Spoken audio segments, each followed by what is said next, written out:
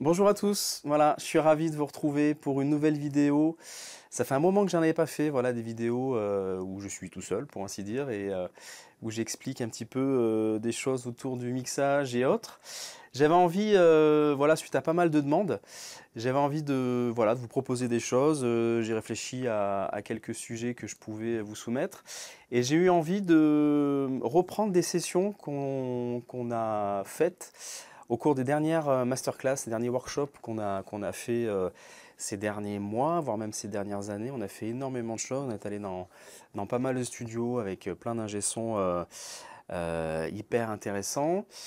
Et donc je vais essayer de vous faire une petite série de vidéos que j'appelle Open Session. Je trouve ça rigolo voilà, le terme Open Session, d'ouvrir des sessions et d'aller voir un petit peu ce qui a été fait à l'intérieur. Et donc là, j'ai sélectionné quelques sessions justement de différents workshops. Donc là, aujourd'hui, je vais vous montrer ce qu'on a fait lors d'un stage avec Pierre Jacot. C'était à l'Aberon Institute, donc l'école d'audiovisuel qui est basée à Suresnes. Et donc, comme vous le savez certainement, l'Aberon Institute a repris donc l'ancien studio Méga et Omega. Donc c'est un très très beau studio avec de très très beaux volumes, une très grande cabine, certainement la plus grande que j'ai pu connaître. Et donc on a réalisé un enregistrement sur 2 jours avec mes amis de Leventon. Et donc j'avais envie de vous faire écouter un petit peu toutes ces choses, enfin tous ces sons, ce titre qu'on a enregistré. En vous expliquant voilà, les micros, les différentes dispositions de micros qu'on a utilisées. Et pourquoi pas, peut-être dans une autre vidéo, vous proposer de faire le mixage de ce titre. Ça pourrait être sympa. Donc je vais vous montrer dans un premier temps ce document qui est en fait un fichier assez banal dans les studios. Hein. C'est la feuille de patch, on pourrait appeler ça comme ça. Voilà, ici elle a intitulé Cabling List, mais c'est exactement le même principe. Donc c'est ici que vous avez tous les éléments qui ont été utilisés pour la session. Donc souvent ça c'est des choses qu'on fait en amont d'ailleurs, ou alors vraiment en tout début de séance, où en fait on va noter tous les éléments, tous les outils, tous les micros, les dispositions, enfin tous les éléments qui sont nécessaires. Voilà, alors soit dans un but parfois de, de recall, ça peut aussi servir des fois quand on a besoin de faire des reviews, des choses comme ça après coup. Donc c'est utile d'avoir ce genre d'informations. Mais aussi, surtout pour donner les informations, donc notamment aux gens qui vont mixer les titres ou ce genre de choses. Donc là, vous avez tous les éléments. Et donc dans cette session, dans ce titre que je vais vous faire écouter dans un instant, au final, on n'a pas, entre guillemets, on n'a pas grand-chose. On a une batterie, donc elle est composée de tous ces micros-là. Donc on va y revenir en détail. Il y a certainement des noms que vous avez reconnus. On avait une basse, donc là on voit qu'elle a été enregistrée uniquement avec un DI, donc à travers un 10-113. On a un piano à queue, donc là c'était le grand Steinway qui est au studio là-bas, donc qui a été enregistré avec 3 micros M149. On a une guitare électrique, voilà, donc là aussi c'était, on y reviendra, mais c'était uniquement un pédalier, il n'y avait pas d'ampli. On voit qu'il y avait des inserts ici. Dans cette colonne insert, on voit s'il y a eu des inserts ou pas. On voit que par exemple sur les micros d'ambiance, on voit que ça a été compressé avec des distressors. Et c'est le même cas ici pour la basse. Ensuite, des voix. Donc on avait testé 2 micros, un M49 et un LAM. Voilà, qui rentrent dans un 1073 et qui passent par un TL-100 de Summit compresseur, on y reviendra. Et donc des chœurs, puis un micro Tollback, voilà, SM58 qui était là aussi à titre d'info. Donc voilà, donc c'est là où on a toutes les infos, tous ces éléments. Et donc je vais vous faire écouter le titre et on va passer en revue un petit peu tout ce qui a été fait dans cette session. Et j'avais envie pour le faire, enfin pour vous montrer ça, pour naviguer un petit peu entre les différents sons, j'avais envie de vous le faire sur ma bonne vieille Soundcraft, voilà, qui est toujours là. Ça fait quelques années, voire même décennies qu'elle est là, toujours fonctionnelle et en très bon état. Et donc voilà, ça me permettra de manipuler un peu, puis on fera une petite mise à plat et tout, ça va être sympa. Je vous fais écouter le titre, voilà, qui s'appelle Implosion de Leventon. Alors je vais peut-être pas aller au bout, mais au moins jusqu'au refrain, pour que vous voyez un petit peu l'ambiance et ce que ça donne. Implosion, unspoken, all distraction, illusions, implosion, unbroken, deception, no reason.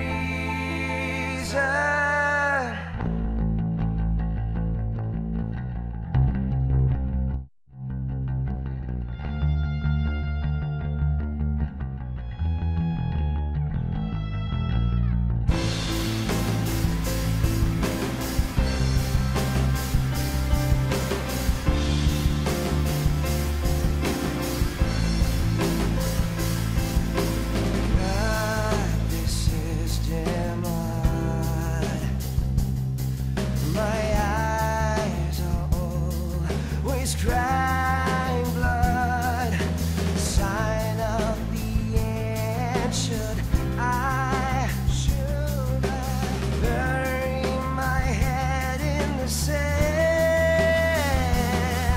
Implosion, no redemption, hitting on seas, pride and greed. Implosion, no emotion, crossing our mind, 'cause we were all blind.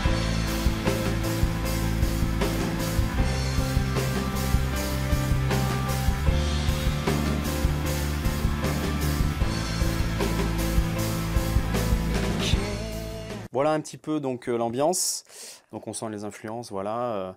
Donc là c'est vraiment une mise à plat, hein, donc ça a été fait donc, sur la grande 9000 d'Abbey Road. Donc voilà, il y a eu juste une petite balance, certainement quelques petites pointes d'EQ, mais vraiment très légères, et quelques reverbs, notamment la 480, qui est assez présente au timbre au début, qui a dû être gérée un petit peu au cours de route. donc voilà. Je vous fais écouter un petit peu tout ce qu'on a dans cette session. Je vais commencer élément par élément et je vais démarrer par la grosse caisse.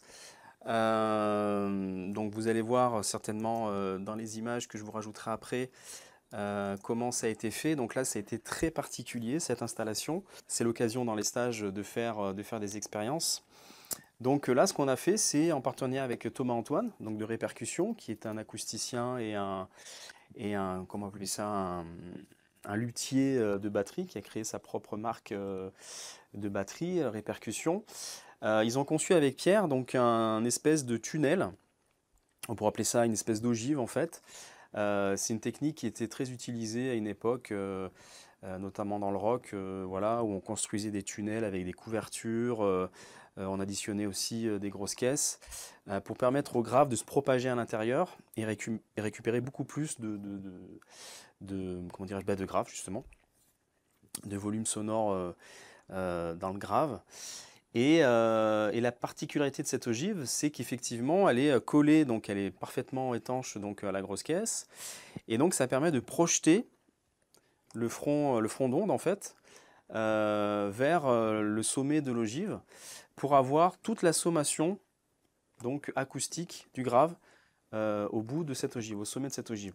Donc là c'est hyper intéressant puisqu'au niveau captation, on va avoir d'une part que des informations graves en fait, donc ce qui nous intéresse, et surtout on va pouvoir aussi isoler des sons ambiants, tout ce qui est autour de la batterie. C'est souvent le problème quand on enregistre des batteries acoustiques, c'est que quand on met des micros grosses caisses devant la peau par exemple, si on ne met pas de protection de couverture ou autre, eh ben, on a forcément le son des cymbales, etc., qui peuvent venir nous embêter. Je vous fais écouter ces trois micros qu'on a mis à l'intérieur. Le premier, c'est un D6.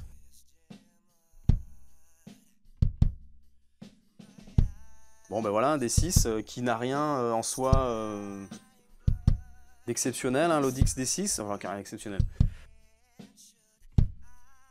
Le D6, si vous voulez, enfin pour moi en tout cas, c'est un micro comme d'autres, hein, c'est pas le seul à faire ça. Il fait un petit peu le même son sur toutes les sources. Je sais pas si vous voyez ce que je veux dire. C'est assez marrant. Voilà. Il a été couplé avec un U47. Donc on voit clairement la différence de son. Donc là, le U47, lui, son but, c'est de capter vraiment la peau, en fait. On entend derrière le côté un peu, entre guillemets, plastique de la peau. Donc le U47, donc c'est un U47 FET, transistor. C'est un micro, ça peut peut-être surprendre quand on n'a pas l'habitude, mais c'est un micro extrêmement utilisé, enfin très utilisé pour justement ce rôle-là, les pots de grosse caisse. Parce que lui, il peut encaisser sans problème des niveaux très très élevés. Il n'y a aucun problème avec ça. Et c'est que le 47, donc lui, en plus comment dirais-je, de la grosse caisse, d'être utilisé sur la grosse caisse, il a aussi été beaucoup utilisé sur les voix. Il est toujours d'ailleurs utilisé sur les voix, sur certaines voix. C'est un micro, si vous voulez, si vous regardez un petit peu la cellule à l'intérieur, elle a une forme un petit peu cylindrique. Et c'est ce qui crée des espèces d'artefacts, des petits phénomènes sonores comme ça, autour de la capsule. Et c'est ce qui donne vraiment ce son très caractéristique du 47 en fait. Donc si je mets les deux,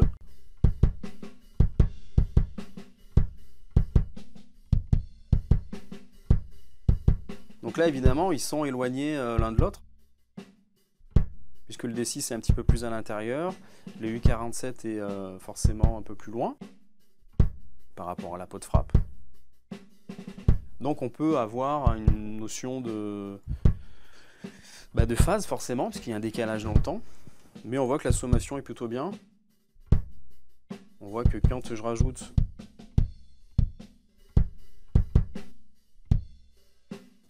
le U47, on a une sommation, donc une addition de volume. Donc ce qui prouve que la phase fonctionne.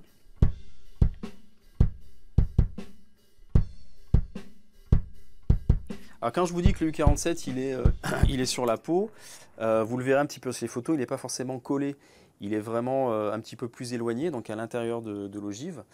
Et c'est vrai que là vous l'entendez, hein, on l'entend clairement. Hein. On n'entend quasiment pas les cymbales en fait, et les autres éléments. Donc ça c'est vachement intéressant. Bon bah le D6 on n'entend quasiment rien, un petit peu la caisse claire. Le U47 voilà, quasiment rien. Et là le troisième micro c'est un DPA 4055 qui lui est tout au bout de l'ogive. Donc on voit qu'il a beaucoup plus de graves, de fréquences graves, il capte beaucoup plus ça. Alors de par le fait qu'il est loin donc, de la grosse caisse, donc il a vraiment, il capte beaucoup plus de longueur d'onde, donc il a aussi toute la sommation acoustique de l'ogive, comme je disais tout à l'heure. C'est vraiment un micro conçu pour la grosse caisse, et ça marche plutôt bien pour le coup. Donc si je vous mets les trois,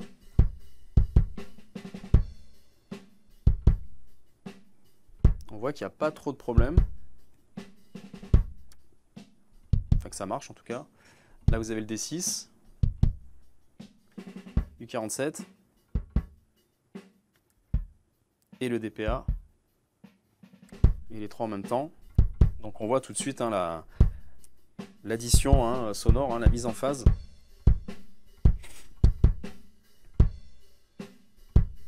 Donc ça marche plutôt bien. Donc je vais muter ça. Ensuite on a la caisse claire, vous voyez sur les images. Donc là pareil, un choix un petit peu particulier puisqu'on est parti sur des KM84, à pas confondre avec des KM184 qui sont la version moderne en fait de ce micro. Et clairement ne cherchez pas à les comparer parce que ils sont incomparables, c'est vraiment deux micros très différents. Donc le 84, donc c'est un micro cardioïde. Je vous le fais entendre sur la caisse claire. Vous allez voir. Voilà. Donc, cardioïde, je disais, et surtout statique, microélectrette. Donc là, on voit effectivement qu'on récupère beaucoup d'informations autour.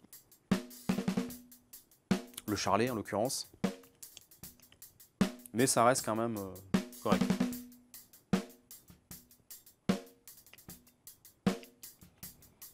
Ce qui est intéressant dans le 84, c'est qu'il a une légère petite bosse dans le grave. Donc ça peut être intéressant sur ce genre de son. Sur des fûts comme ça, notamment cette caisse claire là. C'est plutôt sympa. Et surtout, il encaisse du niveau. Encore une fois, un micro statique, n'ayez pas peur de le mettre devant des sources élevées. La plupart encaisseront sans problème. Hein. Il n'y a pas de souci. Hein. Vous voyez, là ça bouge pas. Hein. Donc là, vous le voyez sur les images, on vise le centre. Pourquoi on vise le centre? Parce que c'est vraiment sur une peau, en fait, c'est vraiment là où vous allez avoir le maximum de fondamental, en fait. Si vous voulez enregistrer un fût de batterie, pour avoir toutes les informations sonores de cet élément, eh ben, l'idée c'est de faire une captation au plus loin de ses attaches, vraiment au centre de la peau, parce que c'est ici, dans cette zone, qu'on aura le maximum d'amplitude, si vous voulez. Et donc c'est là qu'on aura toute la fondamentale, toute la note du fût en fait. Donc c'est pour ça que sur cette caisse claire, comme d'ailleurs sur les fûts, on le verra après, on a visé le centre. Voilà. Donc si je fais écouter la grosse caisse claire dessus, donc la grosse caisse a plus de niveau forcément.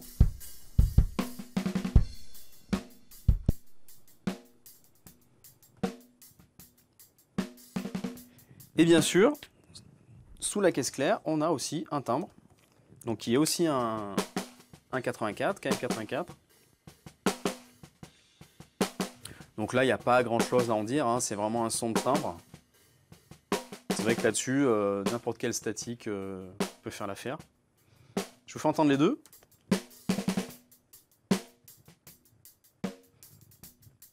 Haute frappe, caisse claire.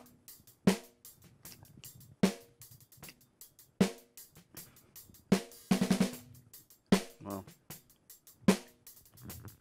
Donc là, bien sûr, vous connaissez la règle, hein, enfin la règle. Lorsque vous enregistrez un fût comme ça avec deux micros, donc dessus, dessous, lorsque vous frappez la peau du dessus, forcément, le front d'onde va se diriger vers le bas. Donc si vous avez une cellule qui vise vers le bas, vous allez avoir une polarité dans un sens, et si vous mettez le micro à l'opposé, bah forcément le front d'onde va arriver, donc avec une polarité inversée. Donc pour avoir une phase cohérente, et surtout une belle addition sonore, on va dire, une belle cohérence sonore, il faut que les phases soient, entre guillemets, enfin que les polarités soient dans le même sens. Si par exemple j'inverse la polarité, vous voyez, sur cette caisse claire, là on a l'impact, et là on le perd complètement. Donc ça c'est des choses qui se font souvent à l'étape de prise de son, évidemment. Après, ça c'est une règle, voilà, hein, encore une fois c'est la théorie, mais parfois ça arrive que même si la phase n'est pas inversée, ça fonctionne très très bien. Ça va dépendre parfois de la hauteur de la caisse. C'est vrai que là on a mis un micro sous le timbre parce que la caisse est relativement épaisse. Ça c'est intéressant de le faire. Si vous avez une caisse claire pas très haute, souvent le micro du dessus arrive à avoir un bon mélange entre la peau de frappe et et le timbre. Donc un micro-timbre n'est pas forcément nécessaire. Mais là, on a pris le timbre pour ça. Et c'est vrai que le principe de mettre un micro sur le timbre, c'est fait pour enregistrer le timbre, hein, et pas pour avoir plus d'aigus ou ce genre de choses. On est vraiment sur une logique de capter. Ensuite, je vais vous parler du charlet. Alors le charlet, c'est une petite particularité. Un micro assez rare, puisque c'est un Schoeps M221. Donc c'est un micro un peu particulier parce que c'est un micro à lampe. La lampe à l'intérieur c'est une AC701 si je ne dis pas de bêtises. Lui, c'est un micro qui peut être à la fois cardioïde ou omni, donc ça peut être intéressant d'avoir des directivités, des micros à directivité différentes, justement pour pouvoir faire différentes choses. Et là, donc, on vise le charlet. Donc là, quand on enregistre une cymbale, je vous parlais à l'instant de la caisse claire, où je vous disais, voilà, l'idée c'est de viser le centre. Et en fait, sur une cymbale, ça réagit un peu comme un espèce de multi-résonateur. Et si vous voulez, le phénomène fait que c'est complètement différent de sur une peau. Plus vous allez être au centre d'une cymbale et moins vous aurez de grave en fait. C'est vraiment le phénomène inverse. Donc là, l'idée, c'est si vous voulez un charlet équilibré et bien isolé aussi, parce que l'intérêt, c'est d'isoler, enfin parfois en tout cas, d'isoler le son du charlet des autres éléments, notamment la caisse claire. Parce qu'un charlet avec un micro statique qui va être très sensible, vous allez entendre autant de charlet que le reste.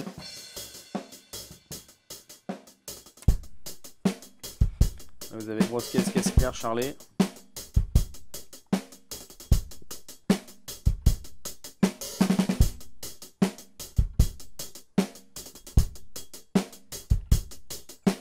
Donc là, c'est vraiment des micros spot, hein, des micros de proximité. Hein, donc on a déjà pas mal de précision. On entend quasiment pas la pièce et tout, donc c'est vraiment très, comment dirais-je, très direct, quoi. Je peux vous parler rapidement du tome. Il n'y a pas grand-chose à en dire. Sur le tome, je crois, de mémoire, on est parti sur un TLM 170. Voilà. Donc c'est un micro qui est pas forcément... Moi, je sais pas si c'est... J'allais dire qui est pas forcément connu. Je me rends pas compte, mais en tout cas qu'on voit pas forcément très souvent. Et c'est vraiment un super micro. Voilà, donc là, il était un hypocardioïde. Donc il avait un pad à l'intérieur, enfin un pad. On avait enclenché le pad. Voilà, et donc 35 dB de gain. Et ce que je vous ai pas dit, c'est que voilà, pour l'instant, tous les micros que vous avez entendus passaient dans le préampli donc Nive, donc l'OPX, donc qui simule les fameux 1073. Je vous fais écouter ce tome. Je crois que ça se passe notamment ici. Il y a un passage où il s'en sert. Vous voyez un petit peu le... Il est là. Voilà. Donc ça c'est un tome, si je dis pas de bêtises, ouais, qui a été réenregistré après. On voit bien le son. On a bien le son du fût. Ici. Ah, la piste déconne un peu. Ah, les joies de l'analogique.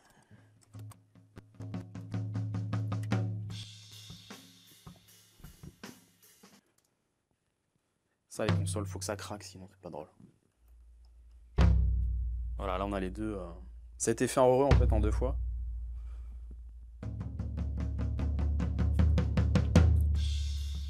Bon voilà, en soi, un son de fût.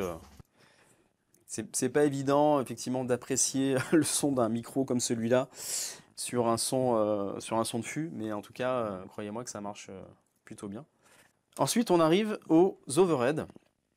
Donc les overheads, on le voit sur notre feuille de patch, on a mis 2 M149.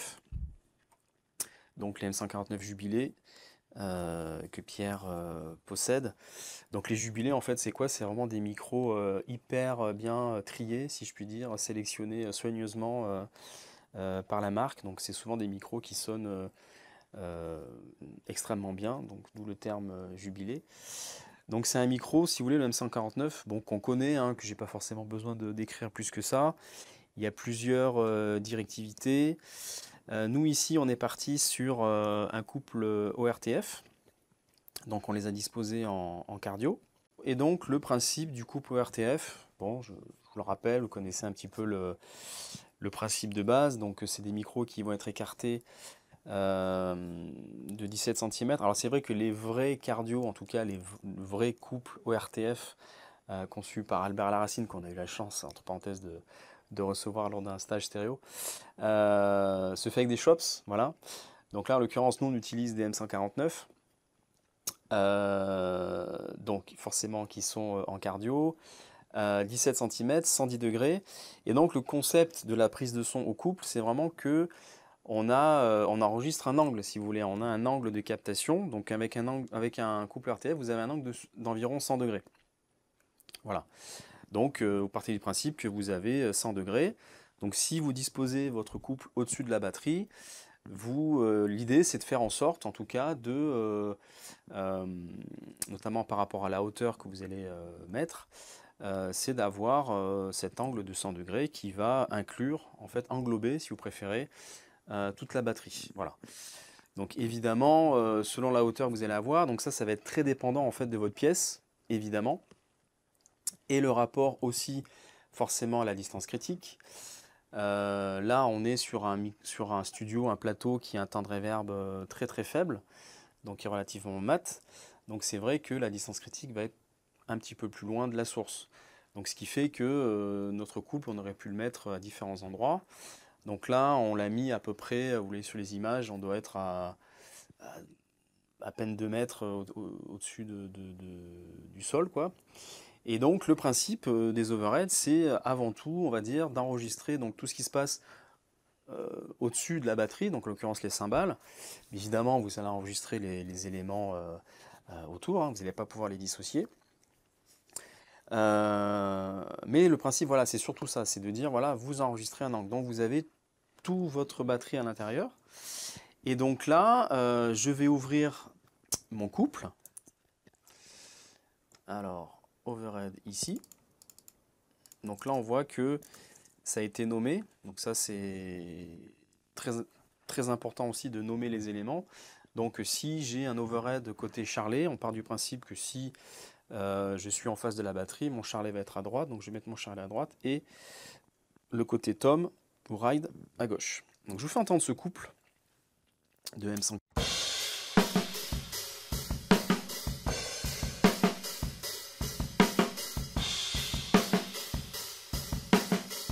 On a effectivement le charlet à droite, vous l'entendez.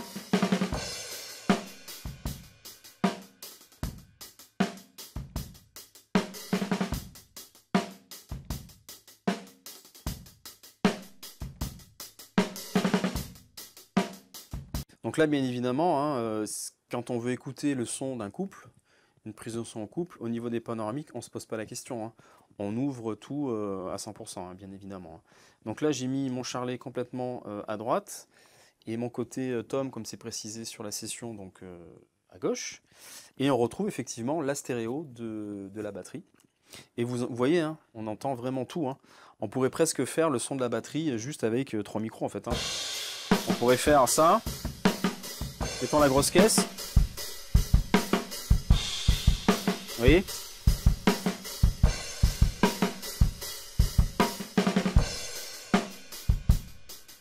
Voilà, le son de la batterie, il est fait, quoi. La grosse caisse, les overheads.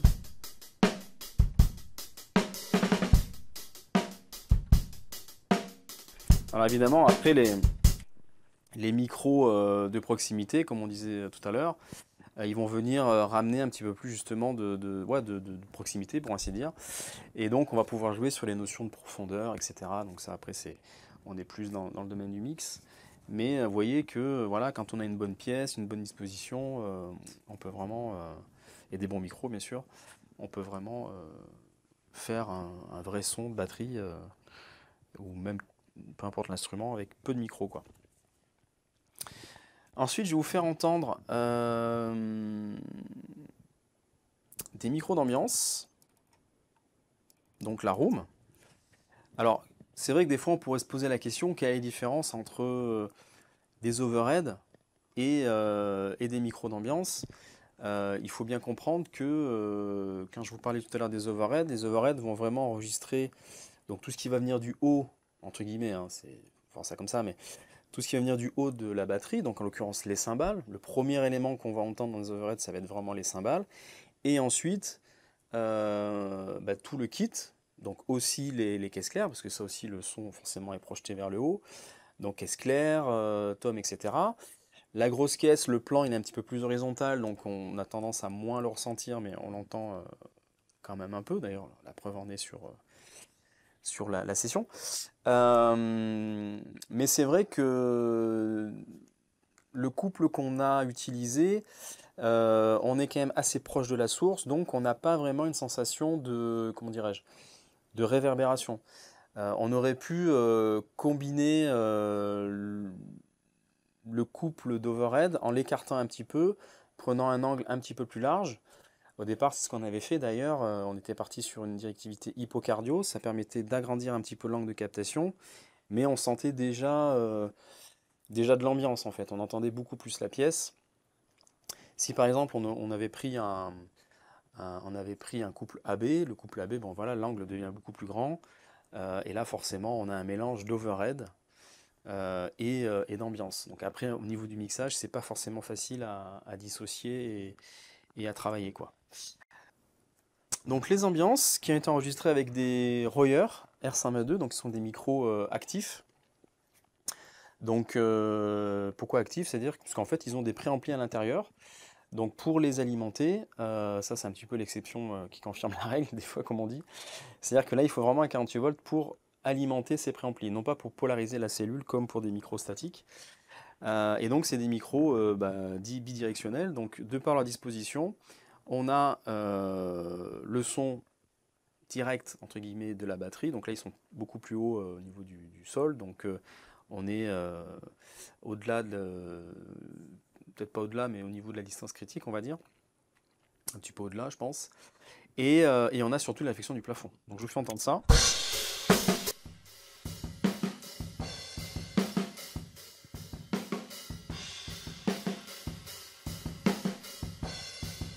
On a d'ailleurs, vous devez l'entendre, un léger... ça vient pas de chez moi. Quelque chose d'assez différent.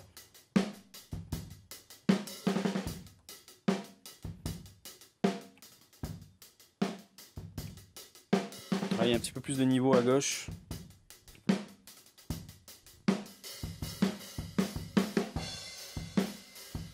Voilà, on les faire un petit peu comme ça. Là on n'est pas sur la notion de couple, on voit d'ailleurs que la stéréo elle n'est pas du tout précise. Puisque là on est sur un espèce de faux AB, c'est-à-dire que les AB sont très écartés. Et vous voyez on a plus de mal à avoir de la stéréo pure.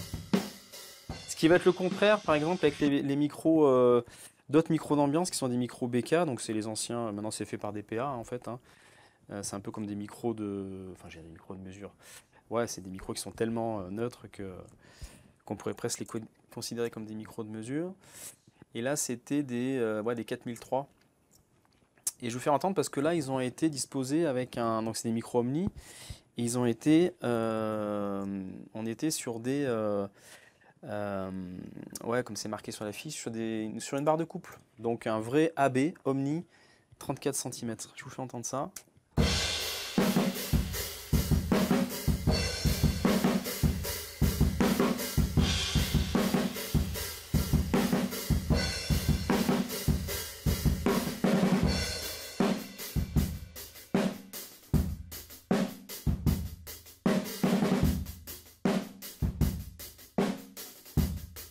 Donc les BK,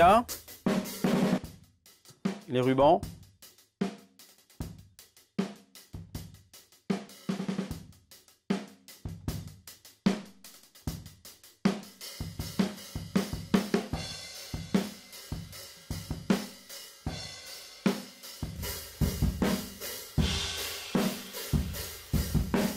donc là, ce qu'on constate, c'est que l'Omni a beaucoup plus de graves.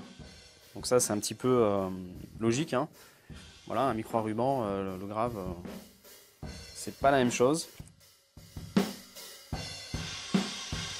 C'est assez fin dans l'aigu aussi, le ruban. Marche bien ces Royer, hein, c'est vraiment...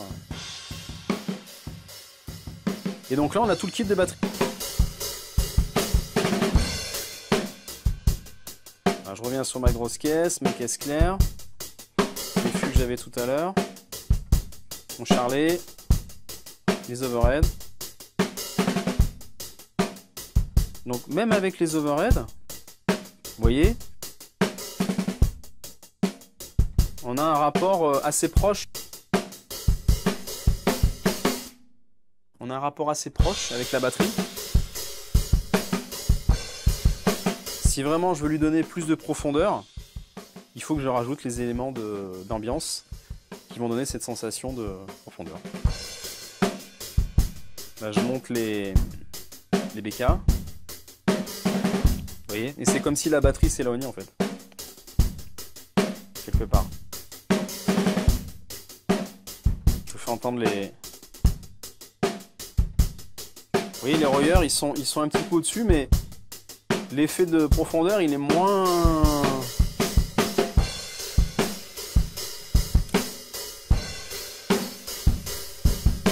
Voilà, faut vraiment les BK, eux, ils donnent vraiment cette sensation de distance.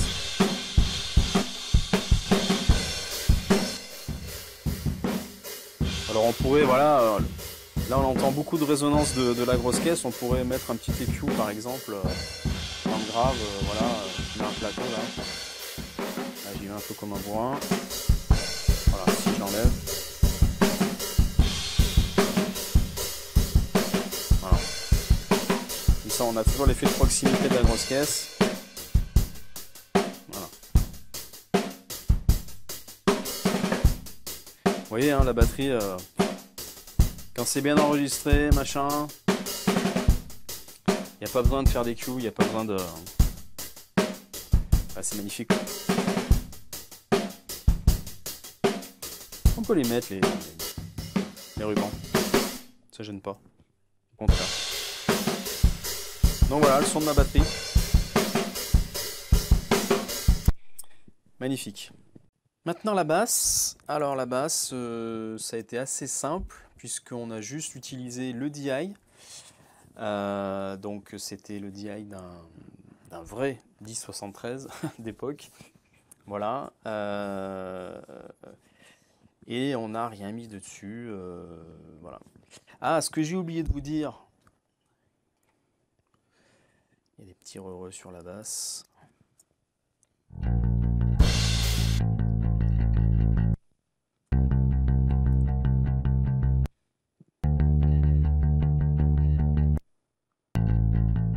Alors on voit que les édits n'ont pas été faites. On entend les petits clics numériques. Bon, ça c'est pas grave. C'est un autre sujet. Avec la batterie.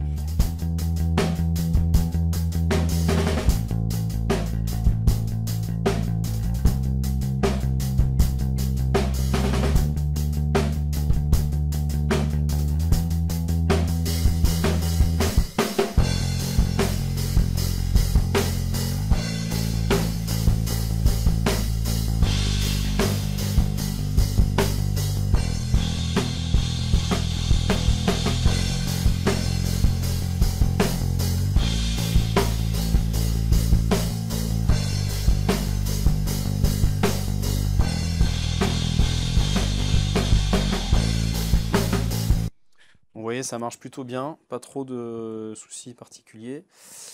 L'autre élément qui vient se rajouter ici, c'est ce piano, le fameux piano Steinway. Là, on a retiré vraiment le couvercle du piano et on a disposé ces trois M149 qui vont venir en fait couvrir toutes les cordes du piano. Et l'idée, c'est vraiment de, comment dirais-je, de capter, enfin de placer les micros vraiment au centre de ces cordes. Donc pourquoi? Parce que c'est vraiment à la mi-longueur des cordes, donc au plus loin des attaches, qu'on a le maximum de vibrations et donc le maximum entre guillemets, de fondamental. Donc ça fait une espèce de diagonale comme ça quand on voit par le haut au-dessus du piano, et c'est ce qu'on appelle les lignes de force. Voilà. Et c'est là que vous avez le meilleur équilibre spectral. Donc on a placé trois micros, un pour les cordes un petit peu plus graves, un autre pour les cordes un petit peu plus médium, et un troisième pour les cordes plus aiguës. Voilà. Donc ça fait trois micros LRC qui sortent chez moi en 19, 20, 21. C'est ici. Je garde ces potards ici pour ma voix. Gauche, droite, centre. Et je vous fais écouter ça.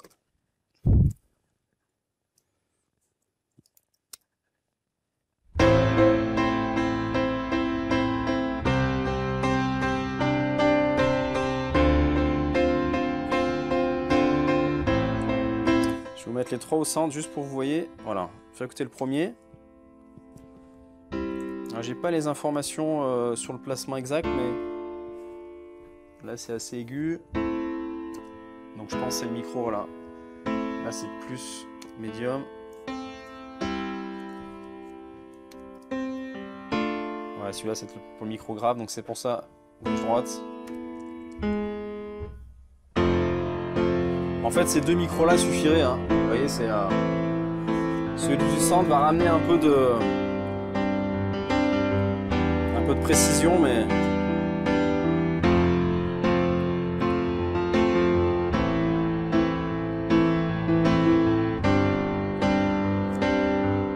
bon, là aussi c'est vrai que ça fonctionne plutôt bien. On est sur un Steinway, bon, qui, voilà, vous connaissez l'histoire de ces pianos, qui a été accordé aussi juste avant la séance, et c'est vrai qu'un piano bien accordé, on gagne 6 dB de niveau, quoi. C'est vraiment hyper important de bien accorder les pianos avant les séances. Je vais vous le faire entendre dans le contexte.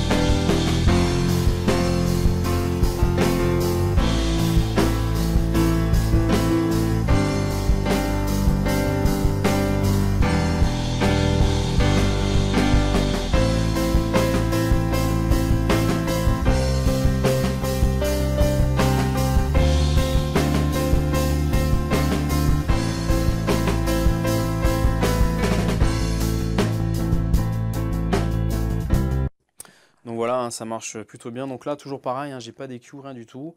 Et on voit que voilà, les choses s'imbriquent bien. On a beaucoup de sons de cymbales, beaucoup de métal, mais bon, on n'est pas en train de mixer, hein. Ça, c'est vraiment mon cerveau qui me dit voilà, donc on va essayer de voir après. Mais on fera une petite mise à plat quand même, histoire de s'amuser.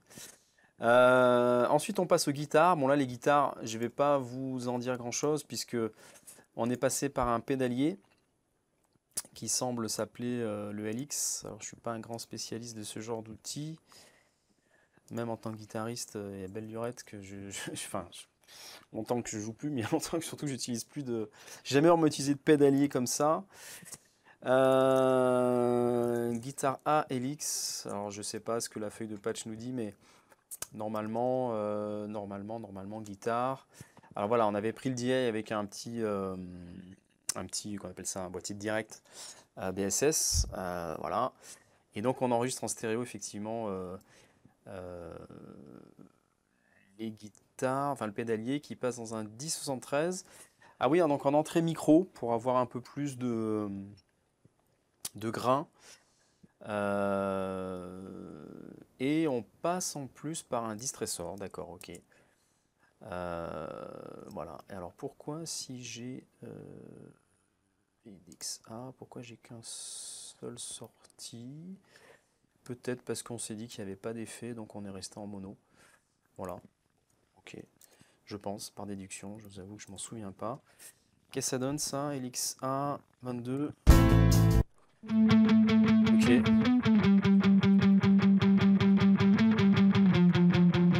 Ouais, ça marche bien, hein, les simulations d'ampli.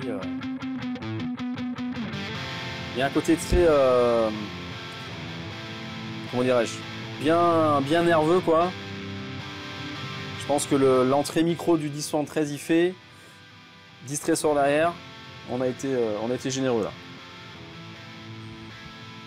Je vais faire écouter toutes les guitares là, peut-être voir ce que j'ai là. Guitare B, guitare C. Ah, mais ça joue pas en même temps, d'accord. On va voir ce que ça donne alors. On va voir ce que ça donne sur ce début.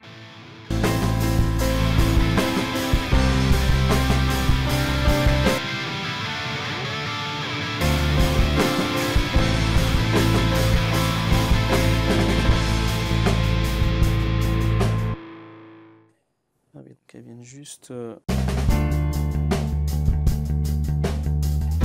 Si, je dis n'importe quoi, il y a 2 guitares, voilà, elles sont là. Hop, là, on va les faire go. Voilà, ok.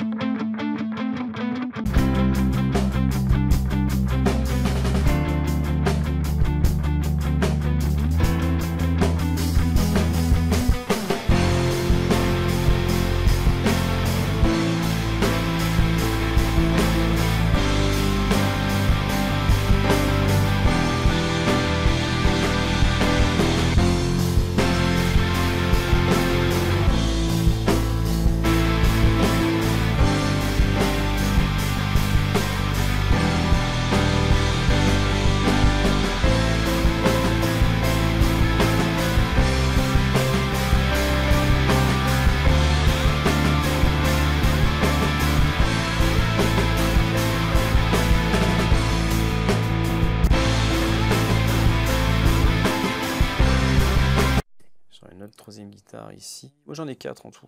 4, après ça peut-être des solos. Bon, il n'y a pas grand chose à...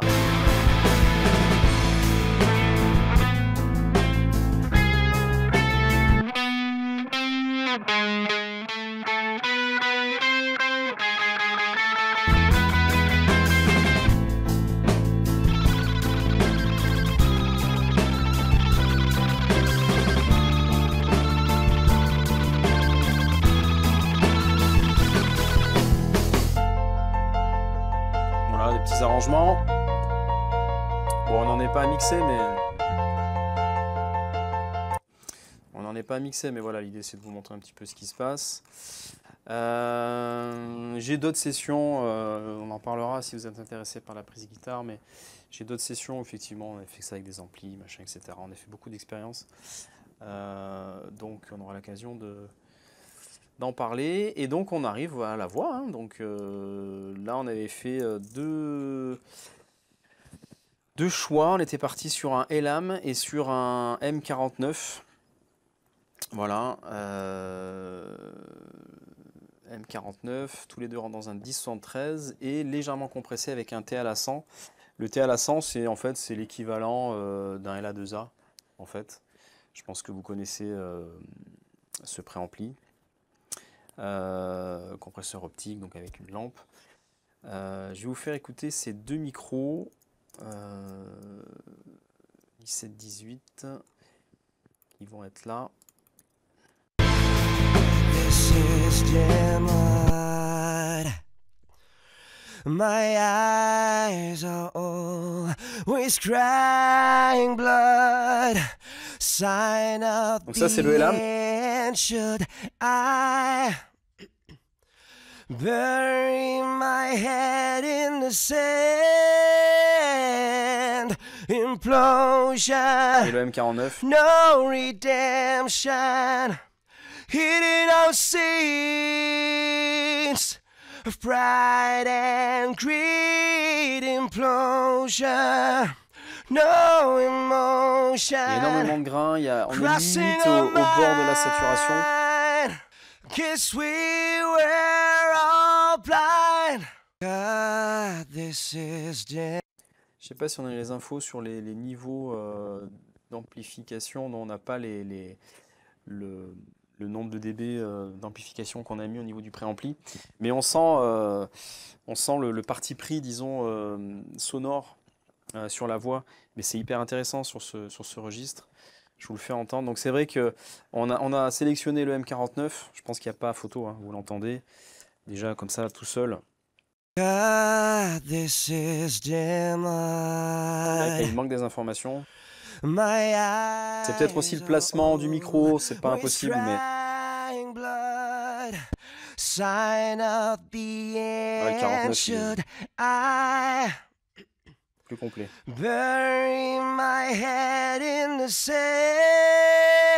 Dans le contexte, je vous fais voir ça, le Elam.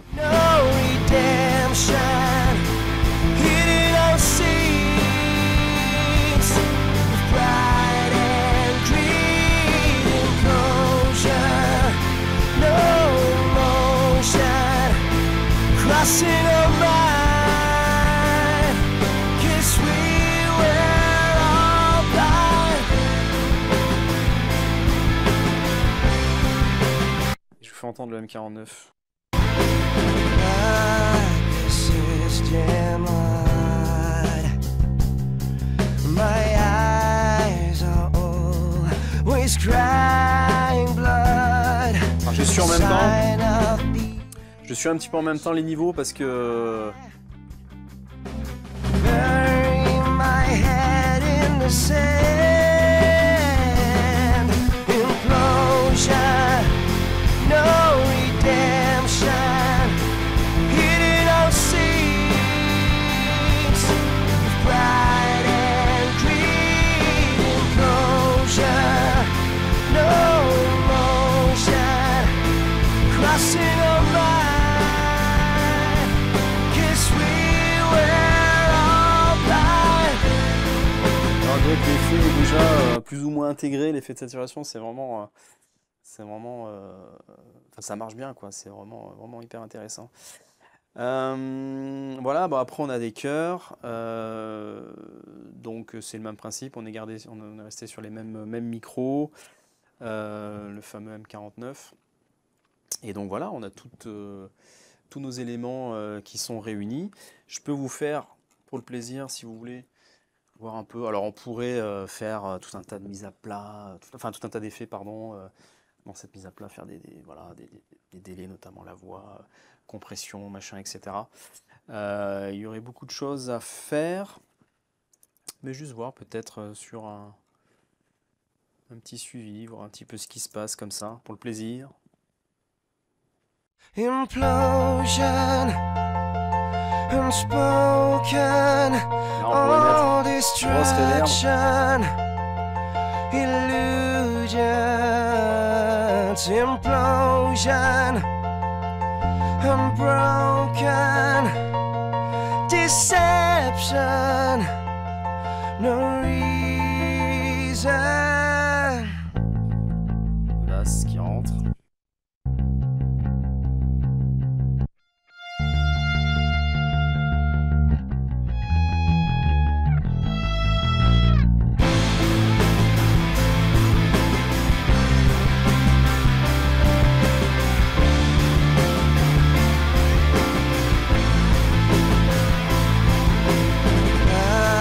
This is Gemini. My eyes are always crying blood. Sign of the end. Should I? Alors, je vais faire un truc tout bête. C'est vrai que moi j'ai envie d'entendre la dynamique, notamment sur ce couplet, pour que voilà, on ressente bien les accents rythmiques, voilà, pour donner un petit peu de groove, de placement, et surtout que la voix s'intègre un peu plus au mix. Donc j'ai envie d'entendre un petit peu plus de batterie, donc on va faire un truc très simple, finalement. J'ai pas envie d'utiliser des cues, machin, enfin je vais essayer au minimum. Je vais juste monter le son de la batterie, notamment les éléments de proximité. Donc je vais basculer tous les éléments de proximité, donc à savoir grosse caisse, caisse claire, charlet. Je pourrais mettre les overheads, tiens, on va essayer de voir ce qui se passe. Je vais les mettre sur deux groupes. Voilà. Donc en fait c'est comme si je faisais un duplicata de ma piste. Donc mes groupes, moi ils arrivent ici. Et en fait, je vais juste gagner en niveau. Et vous allez voir que ça va changer un petit peu la donne.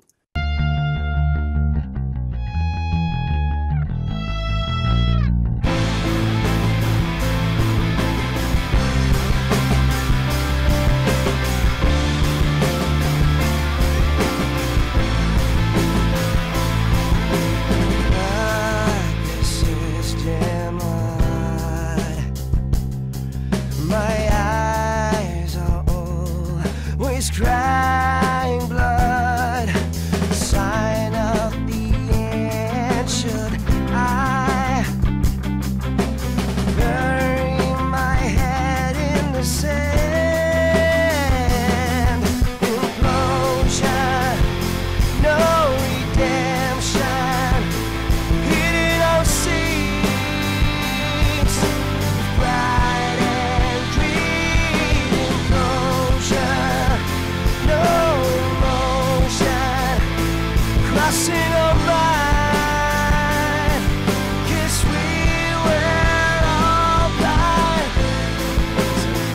a tendance à ressortir beaucoup. Donc comme j'ai pas 4 mains, je vais faire un truc très très simple. C'est que je vais la compresser gentiment. Quand je dis gentiment, voilà, on va faire un bon vieux en 76. On va rester sur un blue stripe qui aura tendance à être un peu plus généreux dans le médium. Ça va me permettre juste de voilà, faire en sorte comme si j'avais un petit suivi automatique. C'est un peu radical, mais au moins l'avantage c'est que c'est rapide. This is dim light. My eyes are always crying blood. Sign of the end. Should I bury my head in the sand? Implosion, no redemption. Hidden on seas of pride and greed. Implosion, no emotion. Crossing a line, 'cause we were all blind.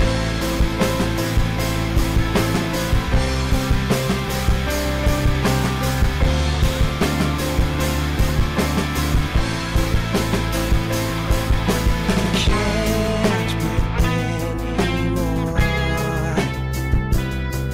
It strangles me. It's so hardcore. Almost the end. Should I fly to another land? Alors c'est vrai qu'il y aurait un gros travail de limite de sound design à faire sur ces petites guitares qui interviennent, qui là sont forcément très très fortes. Il faudrait que je baisse en niveau, donc là on pourrait rentrer vraiment dans un contexte de mix. Mais en tout cas, il y aurait des choses à faire. Peut-être que ça pourrait être intéressant dans une autre vidéo de vous proposer ça. En tout cas, voilà, j'avais envie de vous faire un petit compte-rendu de cette session. J'espère que ça vous aura plu.